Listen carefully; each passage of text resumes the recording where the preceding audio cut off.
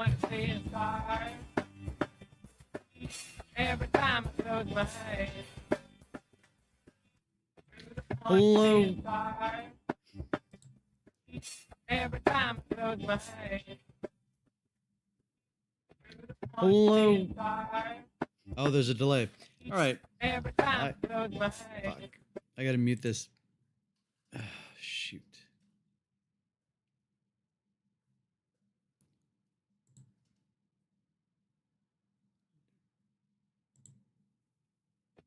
Hello. Oh, there's a delay. All right. Every time I close my eyes. Fuck. I gotta mute this. Shoot. All right, I'm back. Hello, all my sinners and saints out there. Technical difficulties. All my demons and demigods. I'm totally flustered now. Welcome to the Jesus Podcast. My name is Jesus. I can call you Jesus. 1 minute 27 minutes. 1 minute 29 seconds in, and I've already screwed up. So, got that going for me. I am not the Jesus you want. I'm the Jesus you got. And I am not the Son of God. I am the Son of Clyde. So I hope everyone's doing great today. It's Sunday morning.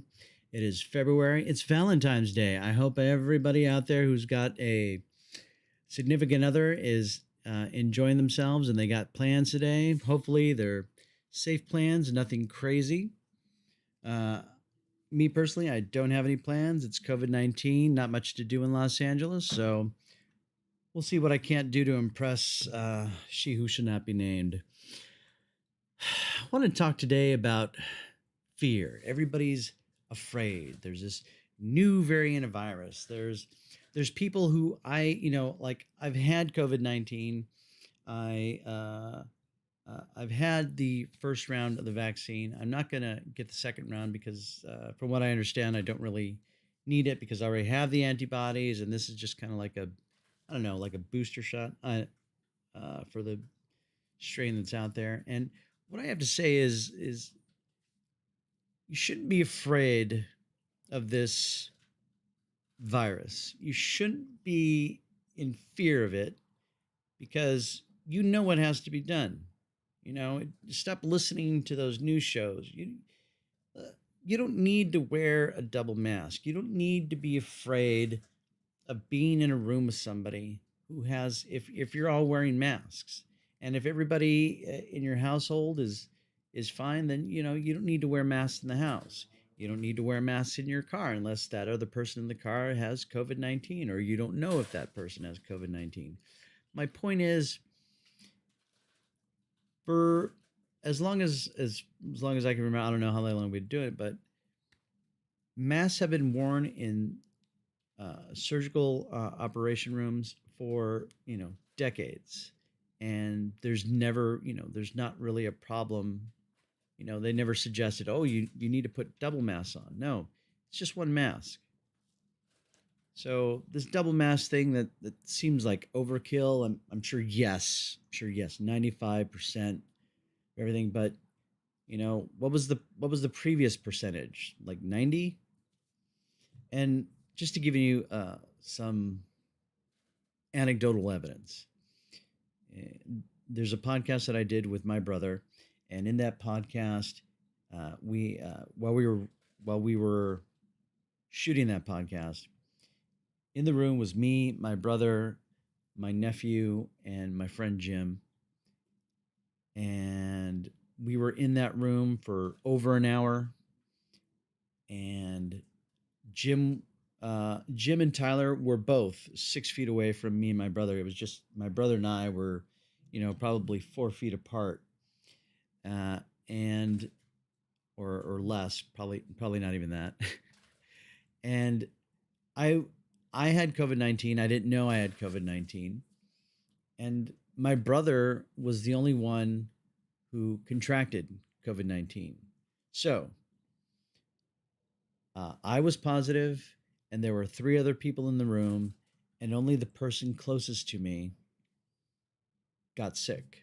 Nobody else got sick. Okay? So obviously, if you have like a group of people in a room, not wearing mask, that's a problem.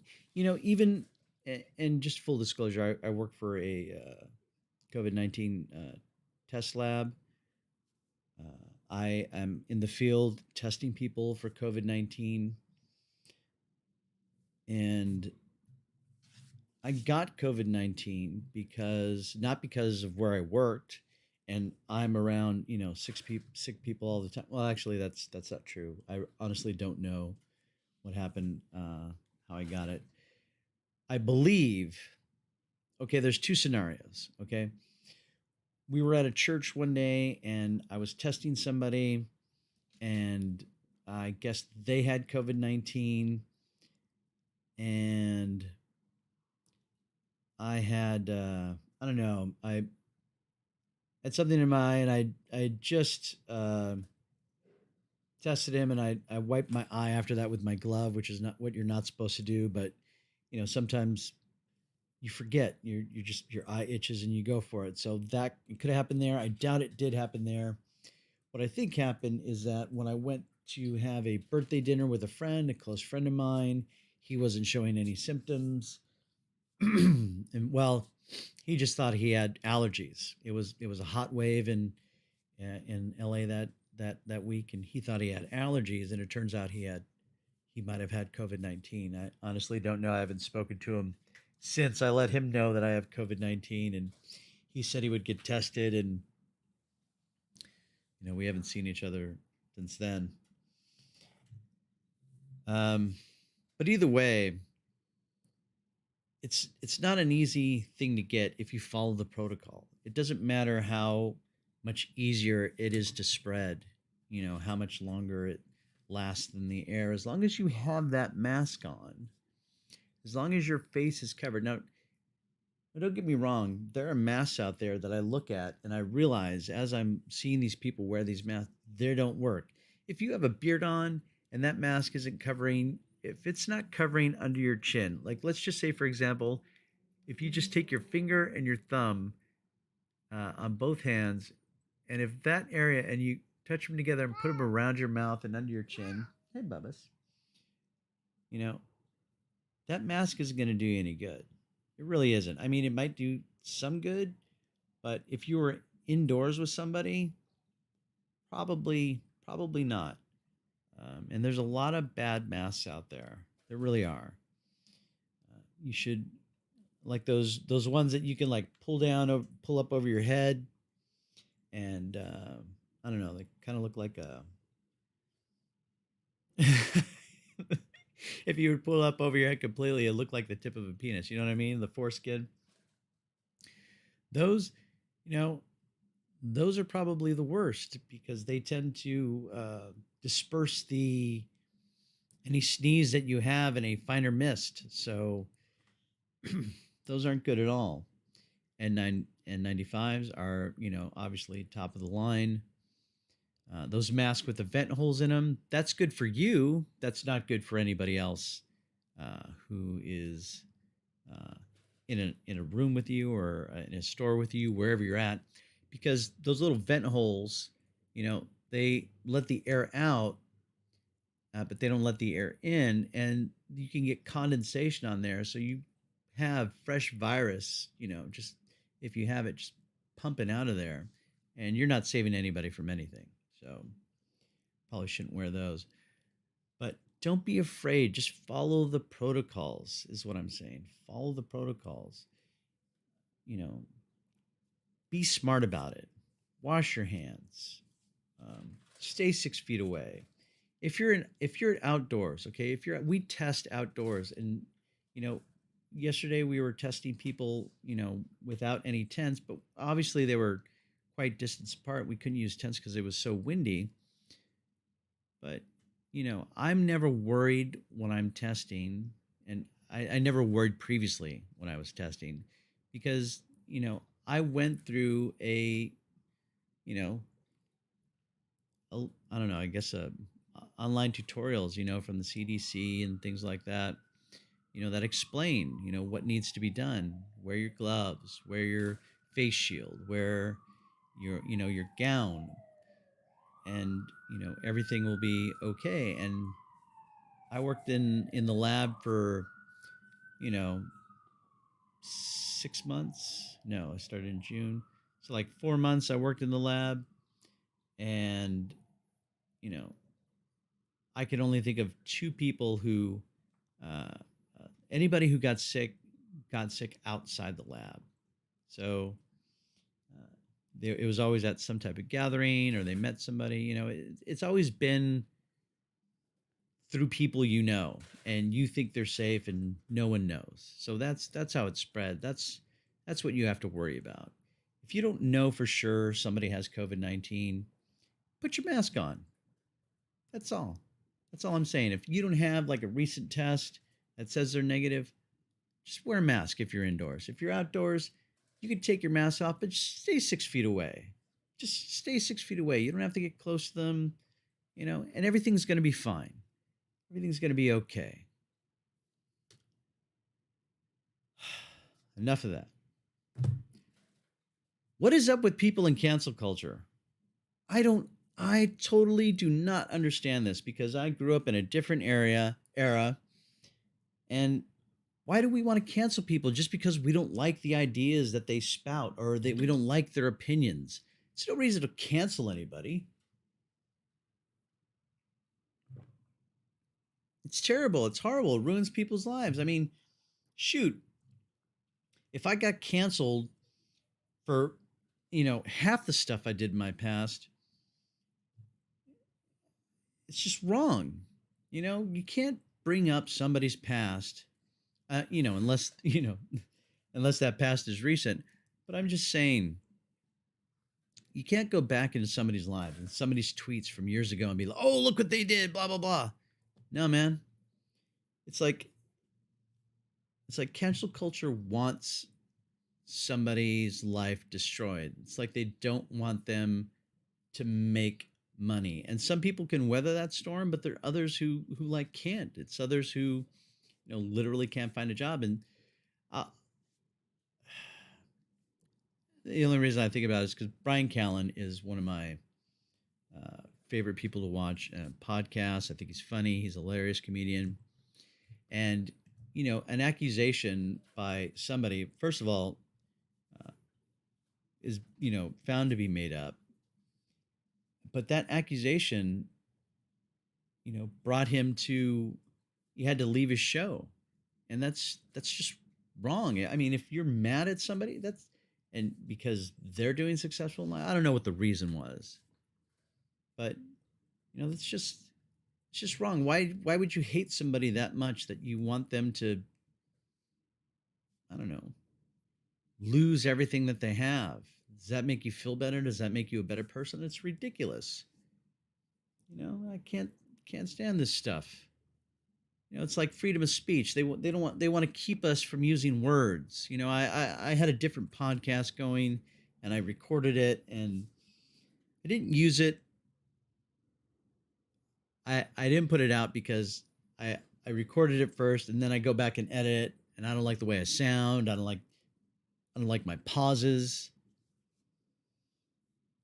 and it just defeats me. All right, but that's me personally, and I'll tell you what.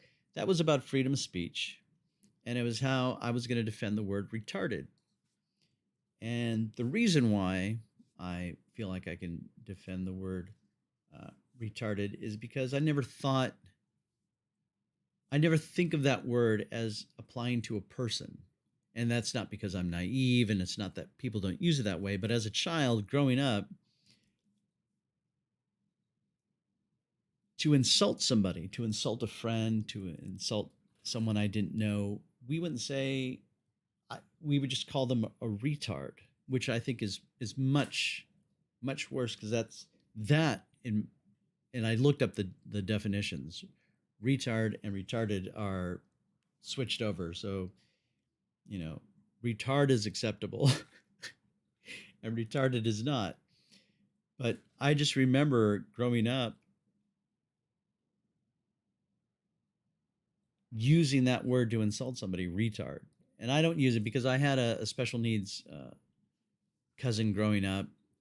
And I remember, I don't know, I was very young, but I remember at one point we weren't communicating well anymore. I didn't understand why he all of a sudden, it was weird. He wasn't at my level, and I couldn't understand why he didn't why he could communicate as well as I could at some point. And my mom had to explain to me that he was mentally challenged. I can't remember the word she used, as this was the 70s. She could have used that word.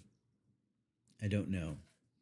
But when I use that word, when I use the word retarded, I'm not referring to a person. I'm not referring to anybody who has any type of, mental uh, learning disabilities.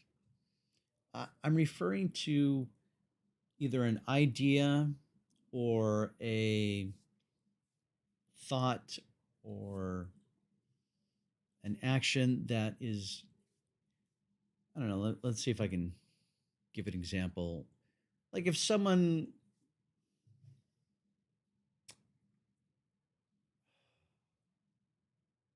dead air is no good. Okay, like I didn't agree with an idea or an idea like racism. Let's just take racism for example. If someone, you know, believed that there's more than one race and there's not, one there's one race, the human race, and then there's many cultures within that race. And so if someone believes just because of the color of your skin, you're a different race, well, that's, in my opinion, retarded. That thought, that way of thinking is ridiculous. It's absurd. It's asinine. And that's how I would use that word. The person themselves who thinks that way, they are retard. So you see the difference. And but I don't use that word. I because I liked him. He died when I was quite young. I honestly don't remember his name, to be honest with you, because it was so long ago. But we used to have good times together. And then he got like a little older and a little, I don't know. He was much harder to control, and I guess we didn't visit anymore. But whatever the reason, um, I remember having fun with him, and I never use that word.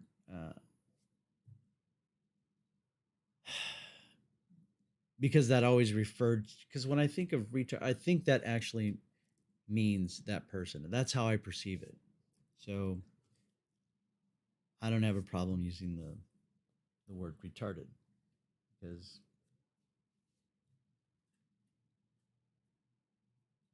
it has to do with an idea or a thought or a way of doing something that's backwards, you know?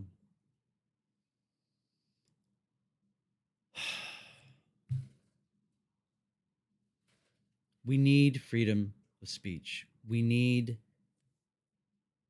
for people to have civil uh, dissent without fear of prosecution, without fear of losing their job, without fear of anything. Now, I'm not saying like hate speech where someone's saying we need to go kill this guy. I mean, obviously, if you're blowing off steam, that's one thing, you know. But to legitimately want somebody injured or hurt, or a certain group of people injured or hurt, and you're calling for that, that's wrong. That's unacceptable. I don't accept that. But I will defend the right for anybody to that I disagree with to say what they have to say. You know, if that guy believes, if that guy, that woman, whomever believes it's wrong to be homosexual, or it's wrong to be transgender, they have a right to say that. That's their opinion. And to stifle that opinion means that you're not mature enough to be able to engage them with your words, right? Because that's how you change somebody's mind, not by silencing them, not by marginalizing them. When you silence and marginalize somebody, you take power away from them. And when you take power away from people, they do more extreme things. Just take for the Capitol building, for example. That was a group of desperate people who probably have lost their jobs. I don't know, but I'm just speculating. Lost their jobs, don't have medical care. Maybe, they're behind on rent, they're behind on mortgage.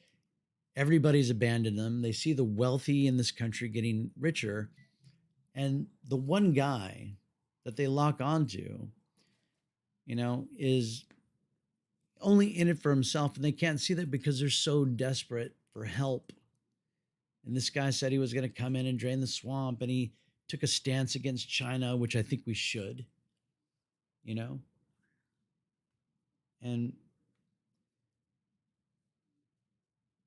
when when you're locked onto something, and that's not even working out, you know, it, it'll, you'll do desperate things. And that's what people did. I'm sure, I get it. There were some people over there who like flew in a plane and so on and so forth. And probably were not in that situation, but those are crazy people. So it's a mixture of crazy and desperate people. And crazy, desperate people will do things. Mob rule. That's, people are intelligent. Individuals are intelligent. People are dumb.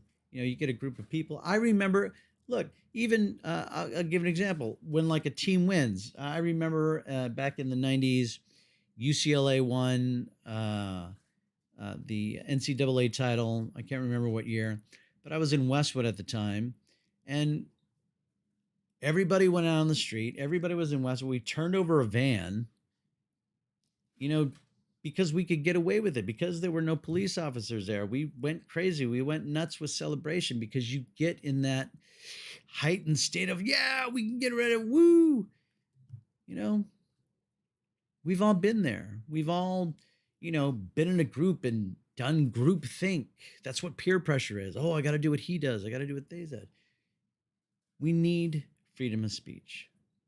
It's so important. That's why it is the First Amendment. It's the First Amendment because we shouldn't be prosecuted for our words. And we shouldn't have companies shouldn't have the ability to silence us in these public forums, to determine what I can, not you. I don't care what you listen to. I don't care what you think. If you think that what you say and will affect me, or then you're wrong. I have my own mind. I have my own way of thought. If your idea is good, I'll mull it over and do some more thought on it, and maybe you'll change my mind. But if you're saying crazy stuff, what makes you, what does it matter how crazy they are, what the words they say? If we know who's out there saying all these crazy, weird things, we know where they're at. We know what they're doing. We know what's going on. We can track them. We can follow them. It's not like their hatred is going to spread. Hatred only spreads when you remove power from somebody. That's what happens. That's when hatred spreads. When you see inequality. I mean, let's look at it this way. Jeff Bezos has 190, let's just say $190 billion. Okay. If he were to spend $1 million a day, every day, it would take him 2.7 years to spend $1 billion. He's got 190 of that. It'll take him approximately 500 years to spend all that money. And we can't even get a $15 minimum wage. We can't have health care. We, all the stuff that we can't have, that banks are, the Fed is just throwing money at these banks, and they're just buying and buying and buying because of these funds, these pension funds, these 401ks that, they know they're going to be bailed out, so they're gambling and making themselves rich at the same time. The wealth inequality is just as bad, if not worse, than the French Revolution. Go look it up. We have acknowledged 10% unemployment right now. Just go and look at the unemployment numbers. There have been, I don't know, we had a slight recovery there for a while, but I can't remember where it started, but there's been like, 700, 800,000, 700,000 people applying for new unemployment. You know, I think something like 50% of all small businesses have closed for good. That's a lot of jobs. You know, that's not even counting the people who have stopped, looking or attempting to try and get unemployment. You just have to look around Los Angeles to know the depth of inequality. We just proved in the stock market that it's rigged with that Wall Street bets and GameStop. Companies shorted GameStop by 140%.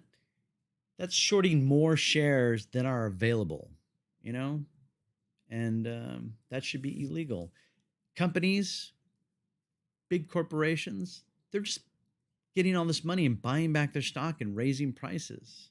I see it. I'm in the stock market. I know if you're not in the stock market, you're losing out. My portfolio has gone up 149% in 1 year. That is crazy. That is absolutely insane. And all I've had to do is just buy more. And I'm doing quite well, thank you. And a lot of people are missing out, but I manage my own money. I know where it's going. I research the stocks. I look it up. I don't have it in a 401k.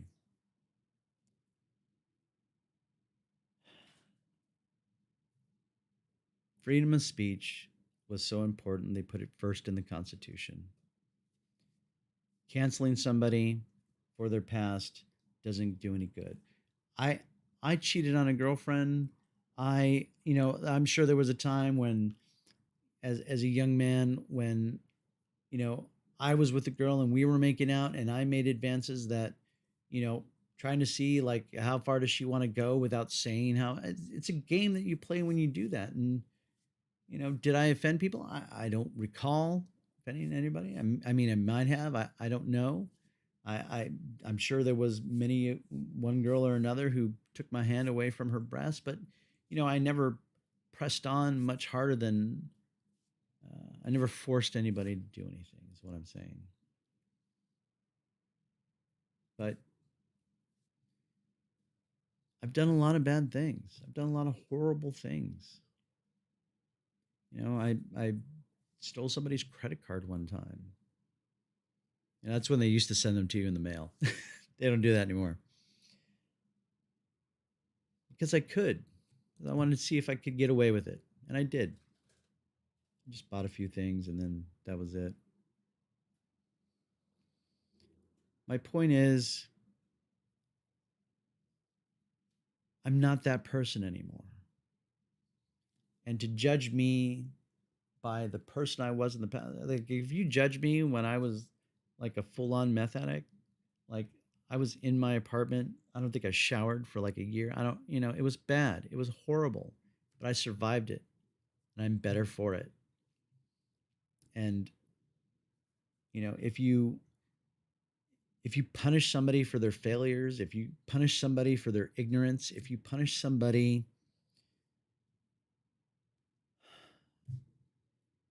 they can't grow. They can't grow, and you can't make them a better person. You're keeping them from becoming a better person. You're just making it more difficult for them to grow. And that's how we learn. That's how we get better. That's how I am who I am today. I grow.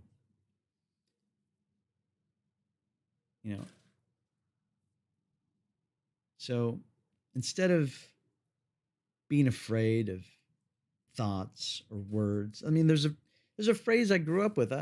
Sticks and stones may break my bones, but names will never hurt me. You know, it's a word. You can't be hurt by a word. And if you are, then you're not mature enough to be talking about a complicated or difficult subject. And if that's the case, well then stop making it difficult for the rest of us, because you're making it difficult for the rest of us to have real conversations. And we need to have these real conversations. Citizens in this country who are Republicans are not against the Democrats. And the citizens who are Democrats are not against the Republicans. What you're having is two political parties pitting American citizens against one another. So their corporate donors, their corporate overlords can pass legislation that, is detrimental to the majority of the people in this country. From what I understand, back in the 70s, the highest tax rate for, the middle class was 17%. Now it's like 28. Corporations don't pay any taxes. They've never really paid any taxes. What I'm saying is, stop hating on your fellow citizens. Stop hating on the immigrants who are coming to this country. Stop hating them. Stop hating the people around you, and realize that the Bezos of the world, the Microsoft, the Googles, the media companies, MSNBC, CNN, Fox News, all these, it's all propaganda made to get you angry at your fellow citizen, so you're not paying attention, so they can pick your pocket, so they can do what they want. Because as long as you're looking over here and angry at that guy for whom he's voting for, while at the same time you have no idea who your state representative is, who your federal representative is, or your state senator and your federal senator are. Okay? And if you don't know them, if their number is not in your phone, you're part of the problem. Because that's the person you should be yelling at. That's the person who you should get online with. That's the person you need to contact and yell at and say, what the fuck is going on? Why are you passing this shit? Okay? Not me. Not what somebody did 20 years ago, 5 years ago. That's irrelevant. You can't change that. Harvey Weinstein, Jeffrey Epstein. Look at Jeffrey Epstein and Harvey. Everybody knew what was going on. Everybody in their circle knew what was happening, yet nothing was said. You know why? Because they had power. And when you have too much power, you get away with a lot. Look at the last financial collapse, and the one that's going to be coming, it's going to make that one look like nothing. Last financial collapse, one guy went to jail. One guy. 5 million people out of homes, one guy goes to jail. All the banks bailed out because they were gambling with money. Your money, our savings, our 401ks, everything. One person. They manipulate markets. Companies can shut the president of the United States. Whether you agree with what he says or not, nobody, not one company, should have that power. I understand that those are private companies, but they have ambiguous community rules. Now, they should either have, this is exactly what the community rules are. There's no ambiguity, and I'm all for it.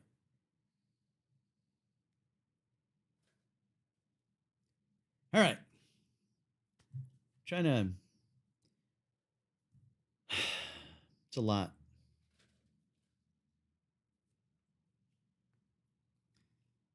Um, I just want everybody to know that I'm working on stuff for this podcast. I'm trying to come up with a business plan. I'm working on that right now uh, because even though I am an atheist, I grew up in the Catholic Church, and I do respect the teachings of the Jesus of the Bible. Uh, because he only had, uh, love thy neighbor as thyself, or that's what we all need to do. We need to start loving one another like ourselves. You know, we're we're so selfish right now. There's a person at work who thinks they can dress any way they want, and it makes me uncomfortable. It really does. But I'm sucking it up for the betterment of the team. And a lot more of us need to suck it up mentally and emotionally. Yeah, you don't like what they have to say. Suck it up. Yeah, you don't agree with their opinion. Suck it up. Give your opinion and see if you can't debate them in that. Don't silence them. Don't cancel them. We're all brothers and sisters in this country. We all see what's going on, and we all are trying to figure it out in our own way. And we think one party has the answer over another, and that's not true. They're the same party. The same people give them money. All right. 70% of what uh, corporations and special interest groups want get passed. You know how much our agendas get passed? 30%. 30%, even though overwhelming population, only 30% of it gets passed. You know? We have a complete, for a while, we had a complete lockdown in California, yet our governor's winery was completely open while all the other wineries were closed. California locks down restaurants from outdoor dining, yet, county supervisor decides she's going to go eat after that decision at that, you know. So they have different rules for each other, you know. And when you have to realize that whatever politician is running your state, your county, your district, they're following different rules unless they're a good person. Which brings me up to my last topic. And I'm going to have to look this up right here. So pardon me if I should have got this ready, but I didn't. I didn't know where I was going.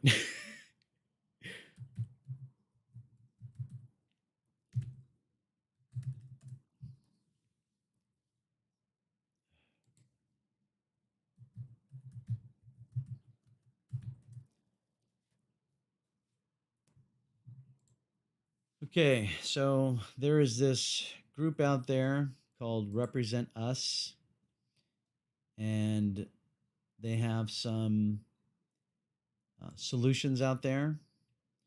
They have an anti-corruption legislation out. Uh, Actually, let me look that up instead. HR 1. All right. The For the People Act, which is something they've put forward. This is something that everybody should look up. It will bring in ranked voting across the United States. It will have a national voter registration list that will be up to date. It will remove large campaign financing and PACs and all this secret money. It's going to take away, it's going to put power back into the people. And it's going to have open primaries and elections. So just not two parties can dominate. It's going to get rid of gerrymandering, which is when one party comes into power and then rewrites the district so they stay in power. It's going to put, you know, power back into the hands of us citizens. That's exactly what it's going to do. So it's going to do rank voting. Under the act, voters can rank their top candidates, allowing them to support their top choices without fear of inadvertently helping elect the other party's candidate. That's a good thing. They're already doing it in a couple states. I don't remember which ones. It makes it easier to elect independent mind candidates who aren't beholden to establishment interests.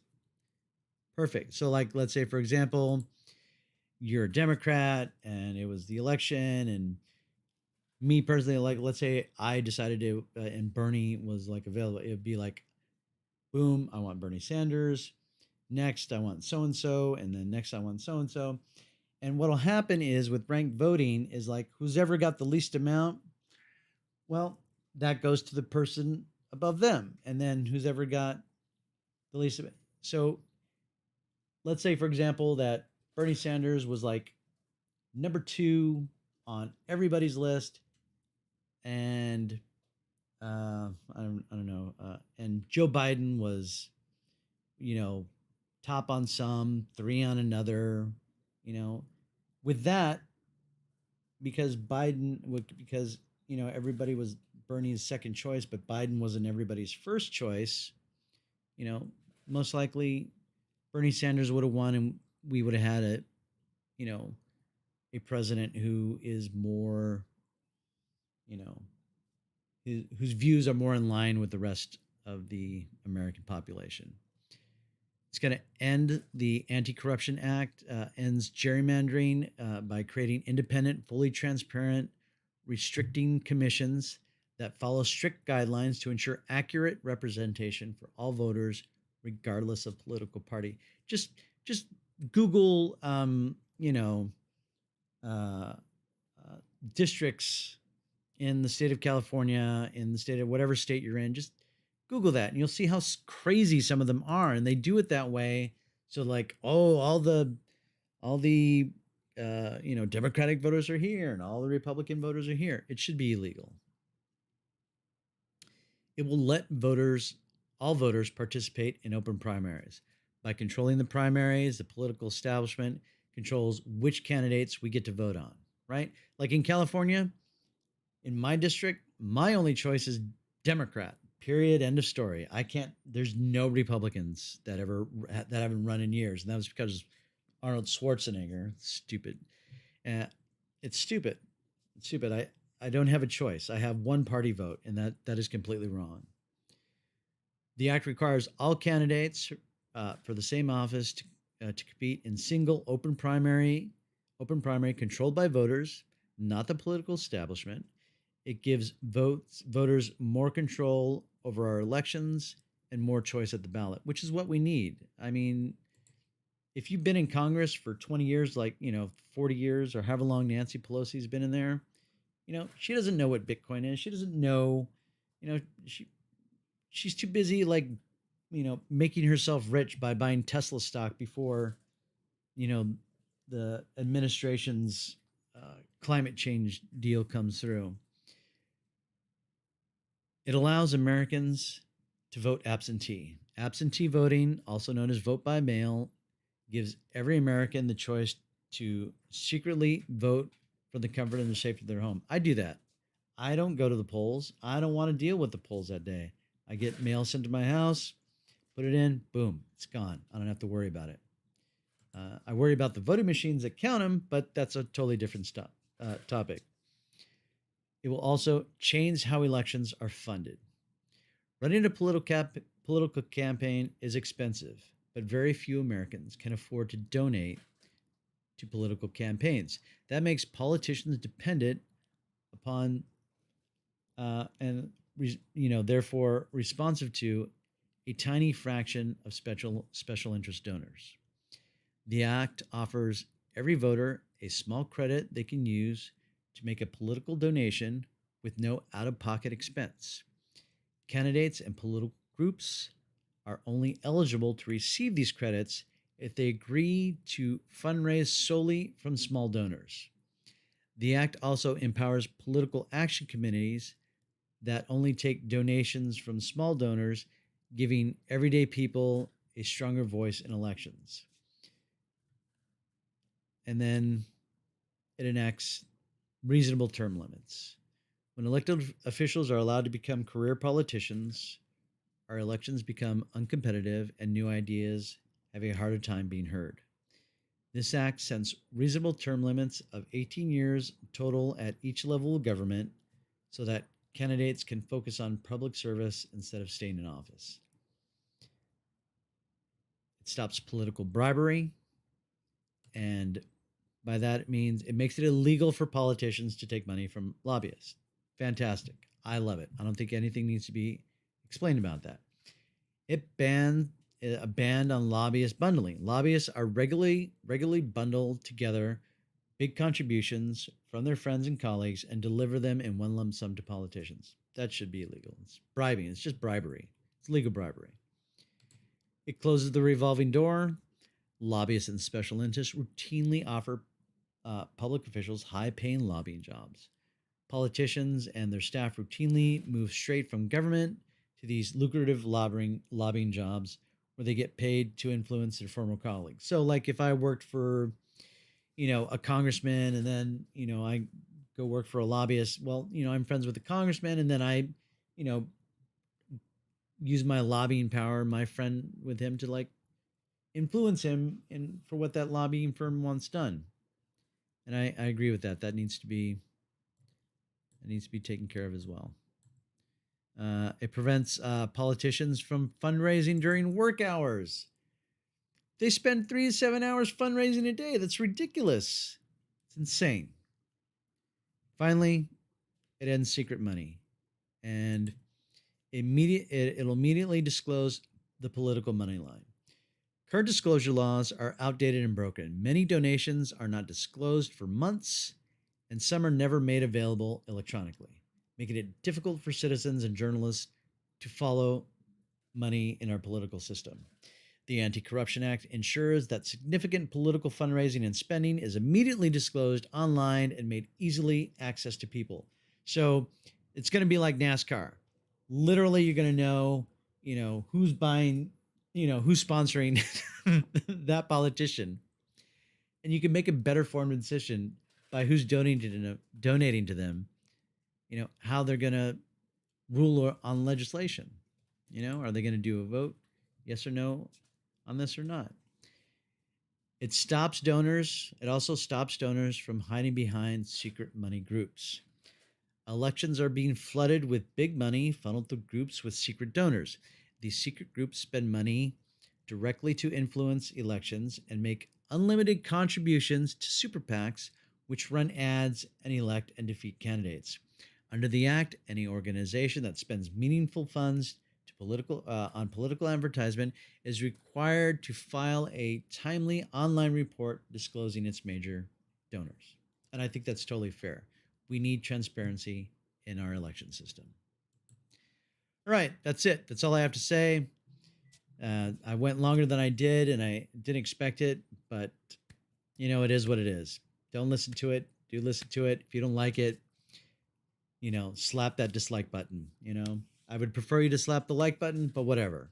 If you don't like what I have to say, tell me to F off. Tell me to fuck off. Tell me to go screw myself. Tell me I'm crazy. If you like what I'm doing, please subscribe. I plan to do something with this podcast to help others. That's what my business plan is all about. I'm going to be coming out with t-shirts and various different types of coins that I'm going to be making myself. They're going to be pouring. I'm actually learning how to 3D print so I could make the molds for them, I guess you could say. And just want everybody to, remember that we all need to fail. The road to success is paved with failure. Nobody who succeeds got there without failing. I know, and I am afraid to fail. I'm not going to lie. I don't want to fail. I hate failing. But the more I fail, the more it improves who I am. So I'll fail. Fail as often as you can, because if you're failing, then you're failing at something and growing. If you're not failing, then you are literally succeeding at nothing. I want to thank anybody who's listening. I want to thank everybody who is who subscribed. And I'm going to ask you now, if you like what I have to say, please subscribe. Please slap that like button and spank that bell so you can get notifications when I'm podcasting again. And from this day on, this Sunday, every Sunday and Wednesday, I will be podcasting. Sorry it went so long. I had a bunch to say, and I needed to get it off my chest. Everybody be safe out there. Everybody take care of one another, because we're all in this together. Cheers. Have a good day.